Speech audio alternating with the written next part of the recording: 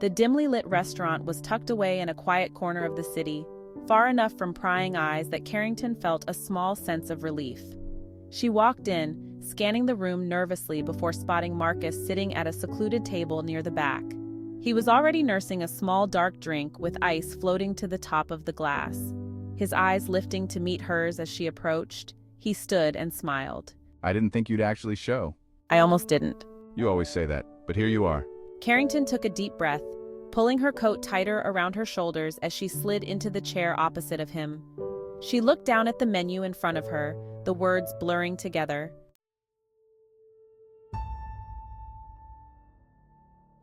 She felt her heart racing, aware of the weight of the decision she had made to meet him tonight. We need to be a little bit more discreet, Marcus. It's getting too risky. Risky or exciting? Both. He reached across the table, his fingers brushing against hers. The touch sent a shiver through her, and despite her better judgment, she didn't pull away. Come on, Carrie, you can't tell me you haven't ever thought of this. The thrill, the way we make each other feel. We owe it to ourselves to at least have a meal together and see exactly what this is. Kerrington's stomach tightened. He wasn't wrong. Since they met, there was an undeniable pull between them, a spark that ignited the second their eyes locked. They both needed to know. After making it through a nervous yet awkward dinner by checking over her shoulder every 5 minutes, Marcus invited Kerrington back to his place and she softly accepted. Check, please. He motioned for the server and Kerrington sat there gazing at him with pure desire.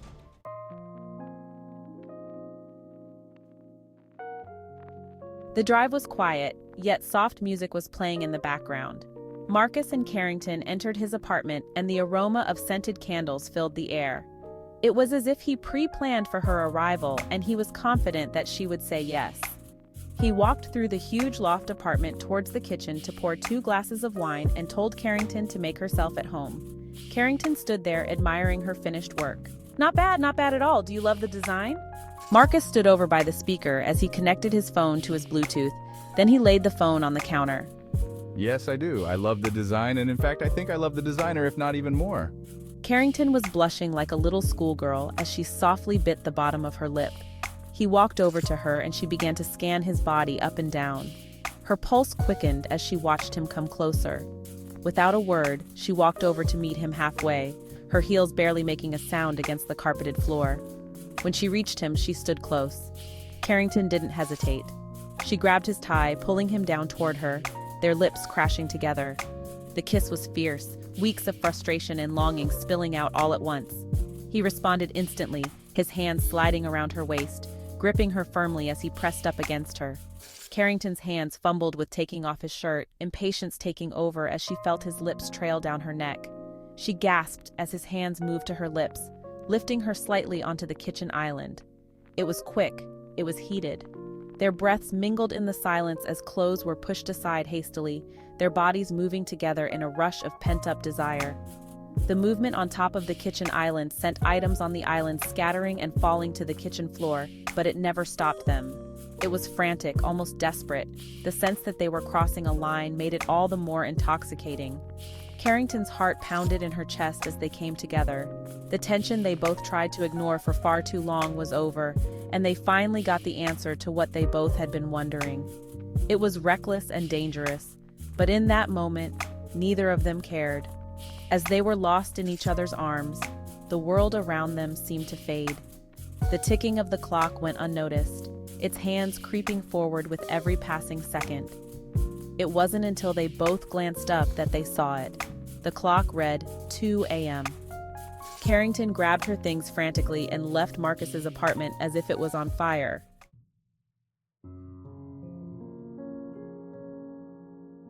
It was at her roommate's, April's, birthday gathering in college that Kerrington had met April's brother, Ethan Cole, who for a brief but intense moment had completely captured her heart.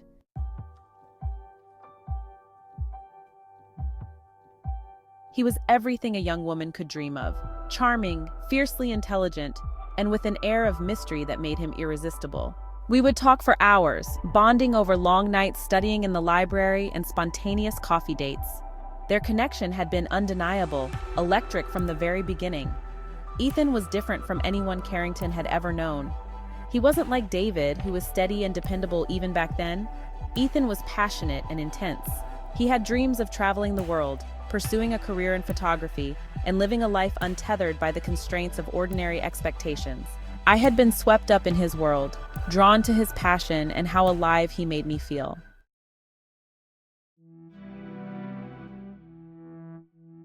After finding out about David, Ethan still wanted to continue seeing Kerrington, and she felt the same. After consuming one too many drinks at a college frat party, Ethan escorted me home. As we walked into the off-campus apartment I shared with April, he slowly closed the door behind him. The apartment was quiet, the soft hum of the air conditioning the only sound cutting through the stillness.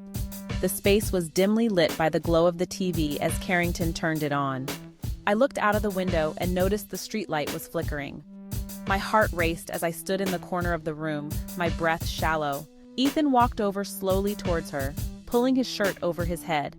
There was a tension between them that had been building for weeks. I leaned against the wall, my fingers intertwined as Ethan continued to come closer. Our eyes locked on each other. Neither of us said a word. The air was thick with anticipation, a silent understanding of what was about to unfold. Ethan reached her, standing close enough for Kerrington to feel the heat radiating from his body. He slid a hand around my waist, pulling me toward him in one swift motion.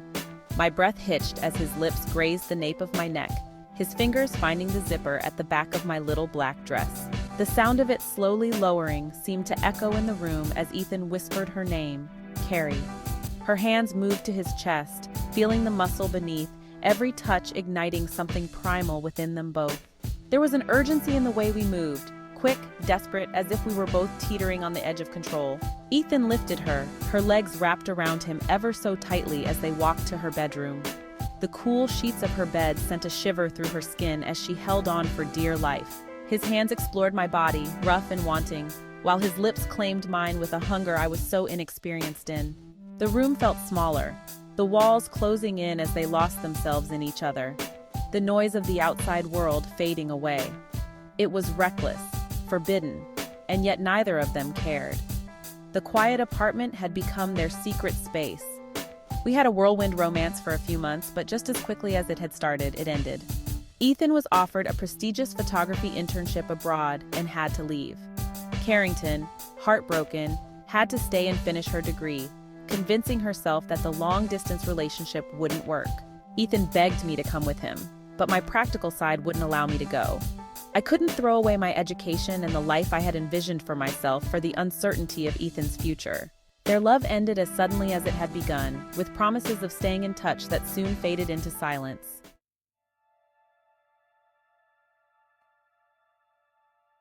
Shortly after Ethan left, Kerrington found out she was pregnant.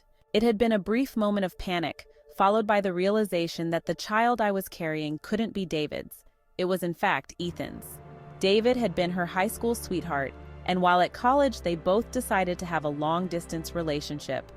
They both knew that it wouldn't work, but they managed to get by with late-night phone calls, FaceTime, holidays, and both wanting to keep the lines of communication open. I was devastated, torn between my lingering feelings for Ethan and my history with David.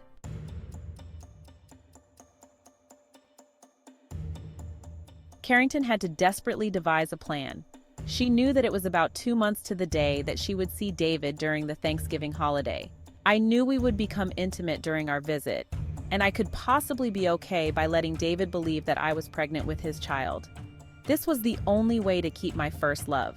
After returning back to school, Kerrington waited a couple of weeks before she reached out to David with the exciting news. David, ever the loyal and steadfast partner, was there for her when she told him she was pregnant. "Oh, Kerrington, this is wonderful news. I'm here for you always." He assumed the baby was his, and Kerrington didn't correct him.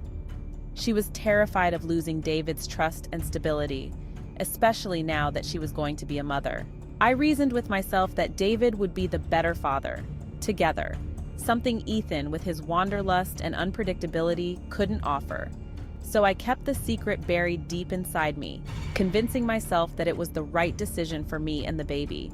They both graduated with honors, with both of their parents being of assistance, and they planned a small, intimate wedding with just friends and family a year after graduating.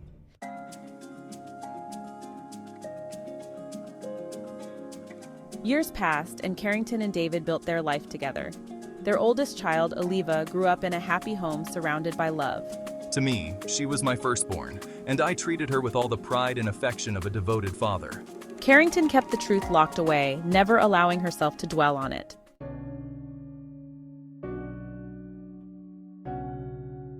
But as Oliva grew older, Kerrington couldn't help but notice the subtle ways she resembled Ethan. It was in her eyes, those deep, penetrating eyes that mirrored Ethan's intensity, and in her artistic talent, her natural flair for photography. Kerrington felt pangs of guilt every time she saw that reflection of Ethan in their daughter, knowing she was hiding a part of Oliva's identity and a part of herself.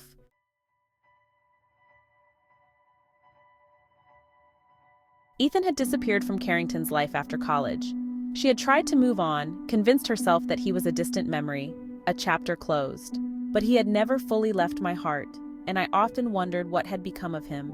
She had no idea that her secret would one day come crashing back into her life in ways she could never have anticipated.